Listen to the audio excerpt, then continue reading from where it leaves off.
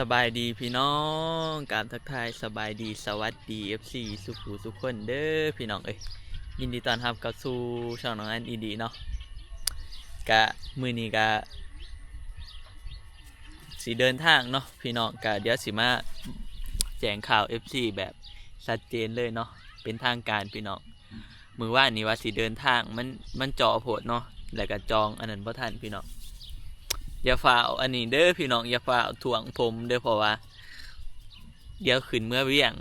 อันสิไปดัดผมใหม่นะพี่น้องจากเปลี่ยนทรงผมใหม่ FC ว่าผมน้องอันยาวน้องอันหันอยากดัดแต่เฮิงแหละพี่น้องแต่อยู่ปากเซ่เฮามันหาหารยากเนาะกะ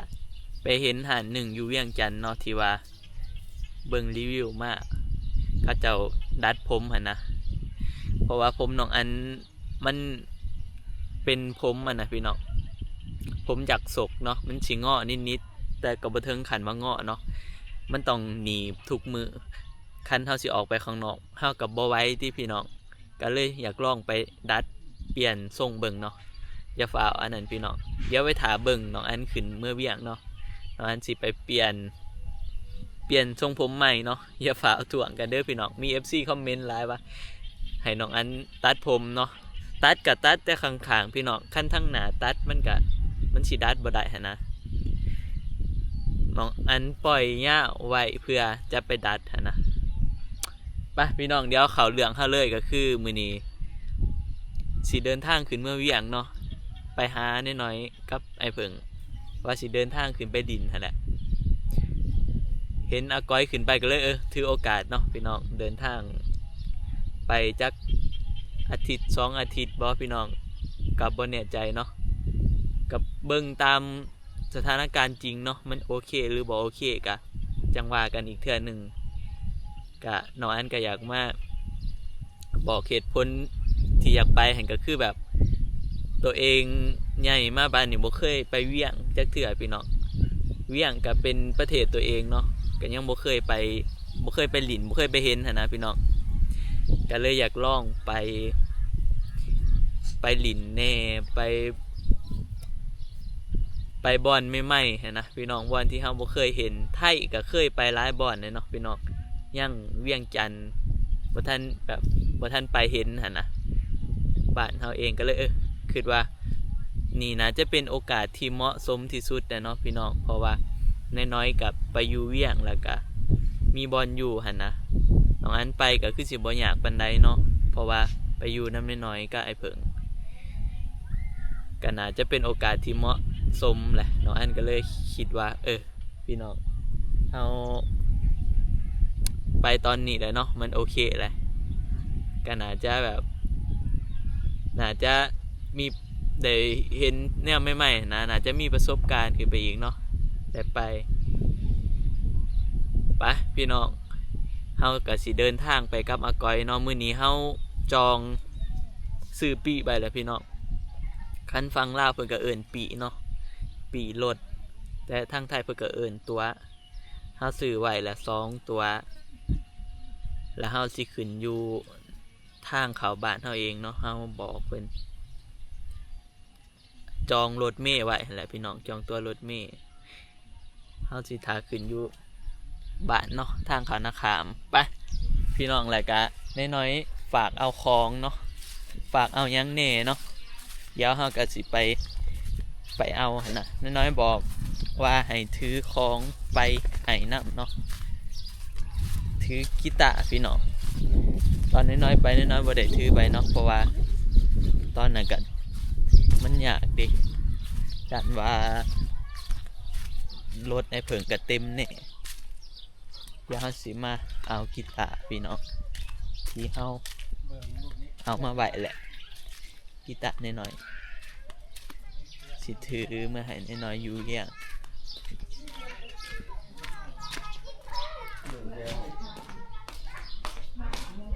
นี่แหละพี่น้อง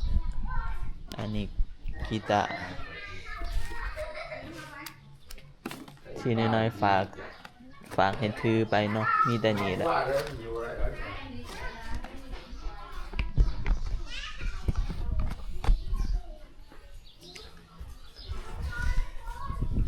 เฮ้ยลูกพี่ตีนเปื้อนปุ๊บเปื้อนนี่พี่น้องกีตาร์เช่นไอ้น้อยฝากเนาะถือไปให้ก็มีกีตาร์ก็โฟม2อย่างเนาะพี่น้องอีหยังมีกีตาร์กับโฟม2อย่างเดี๋ยวเฮาก็สิเตรียมของได้บัดนี้พี่น้องเตรียมของเฮาเองเนาะก็คือเป็นเสื้อผ้าอีหยังนี่แหละเสื้อผ้าเสื้อแพะเนาะที่เฮาสิเอาไว้ใส่อยู่พุ่นนะพี่น้องแล้วก็ของ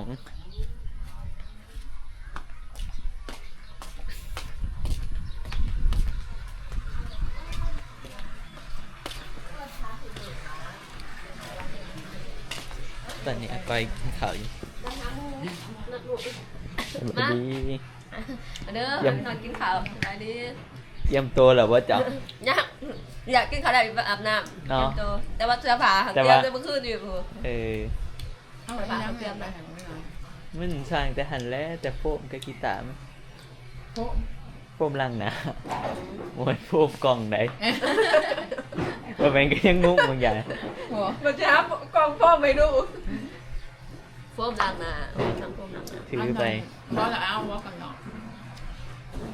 ไม่ได้ว่า ไม่ได้ว่าไม่ไหวเพราะ พอดีให้อาก้อยเตรียม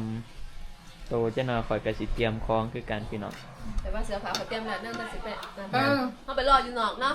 มันไปรอ เ ถ่ายน ดี๋ อ ยว ก รออยู่เพื่อน จังไปรอเลย เขาว่า8 โมงให้โทรหาใส่ซูเปอร์เพราะว่าเขาสิคุยกับเฮาคุยว่าเสียงเขาจอดใช้เห็น เนาะ ดี แล้วเผื่อเขาต้องใช้นะ แต่ว่าเขาก็สิฮู้ตำแหน่งเฮาแล้วเขาข่าวว่าเฮาสิขึ้นอยู่บ้านนี้แต่ก็บ่ฮู้ว่าบ่อนได้ก็โทรใส่กันอีกทีนึง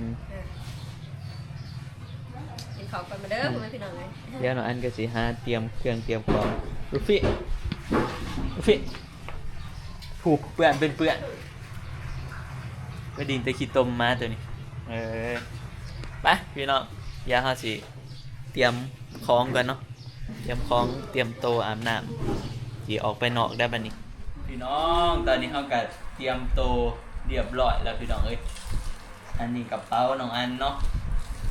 ว่าสิไป2 อาทิตย์แต่พี่น้องกระเป๋าพกง่ายนึงแต่ว่ามันมีผ้าห่มในนี่ก็มันสิใหญ่เอาผ้าห่มไปนำพอดีกระเป๋าพี่น้อง มันเหี่ยก็เหี่ยอยู่แหละเอามานั่ง มันเฮียก็อยู่นี่แหละแล้วก็ถืออันนี้ไปให้น้อยๆเลยพี่น้องกีตาร์เนาะนี่ถือกีตาร์ไปให้น้องพอไปก็มีกระเป๋าหนึ่งเนาะ ก็เดี๋ยวเสียวหยันตำนาวเลยเขาบอก กระเป๋าเดียวเขากินข้าวกินน้ำแล้วพี่น้องเดินทางกับหอดปุ่นกับประมาณ7-8 โมง7 โมงคันไหวเนี่ยก็6-7 โมงคันสายเนี่ยก็7-8 โมงเนาะพี่น้องกะว่า แต่ว่าเบิ่งนิดหน่อยถ้าขนาดแต่เดี๋ยวน้ำขี้เนี่ยมันมีขี้เขาเอาขี้ไปหนาเลยเหรอ นับพวกวันกันก็โอ้ยเดี๋ยวมันใหญ่ อ๋อมันมีขี้ขวดหนึ่งเขาเอาขี้ไปมันบ่มีขวดหน่อย เดี๋ยวเฮาสิเดินทางออกไปล่อรถอยู่นอกเนาะพี่น้องเฮาจองตั๋วไว้แล้วเฮาบ่ได้ไปขึ้นอยู่คิวเพราะว่าคิวมันจะอยู่ในปากเซ่แหละแถวใกล้ๆเฮามันบ่มีคิวเนาะแถวเมืองเฮาก็จะรออยู่แคมป์ทางจะ8 โมงก็จะโทรหาซูเปอร์รถเนาะพี่น้องก็คือแบบเบอร์ที่เพิ่นให้มาแล้วเพิ่นบอกว่า8 โมงให้โทรใส่เด้อแล้วก็คุยกันว่าเฮาสิขึ้นอยู่ไสเพิ่นก็สิได้จอดถือนะพี่น้อง เพิ่นก็ฮู้อยู่ดอกว่าเฮาอยู่บ้านนี่แต่ว่าเพิ่นอาจสิบ่ฮู้ว่าเฮาอยู่จุดใดหั่นน่ะก็โทรคุยกันอีกทีเนาะเตรียมของเรียบร้อยพร้อมแล้วพี่น้องเอ้ยเดินทางกลางคืนเนาะฮอดพุ่นก็ตอนเช้าส่วนหลายก็เขาจะก็เดินทางตึกช่วงแรกนี่แหละพี่น้องมันสะดวกดีเนาะถึงช่วงแรกฮอดมื้อเช้าก็พอดี นิ้วไปนั่งคืนไปกูเบิ้งหนังคืนก็ได้ มาพี่น้องอ้วน ไปหาไปกินอะไรเลย ไป เดี๋ยวตัวหน่อย อาจสิไปนี้ไปแล้วพี่ เออ สบายดีบ่าลุงทีนี้ไปเวี่ยงปลาเลยทีนี้ปลาหนองอ้วนแล้วพี่น้องไปเดี๋ยวเฮากับสีนั่งรถจักรออกไปเนาะพี่น้องขี่รถจักรออกไปถ่ายเพื่อนเนาะ พอดีกันอาจจะอีกประมาณชั่วโมงหนึงเนาะหรือว่าก็อีกชั่วโมงกว่าไปแล้วพี่น้องไป เพื่อเขาดีเนาะ แล้วครับเวลาคลิปนี้ก็สิได้เบิดเพียงซ้ำนี้เด้อพี่น้องฝากติดตามถาเบิ่งเนาะเดี๋ยวพวกเราเดินทางไปกันฝากติดตามน้องอันเนี่ยพี่น้องรายการอาก้อยเนาะคันอยากติดตามอาก้อยก็ไปเบิ่งในช่อง สาวสกอย สาวสก้อยเนาะพี่น้องไปเดี๋ยวไว้พอกันใหม่คลิปหน้าพี่น้องสำหรับคลิปนี้ขอตัวลาไปก่อนขอกล่าวคำว่าสบายดีพี่น้องบาย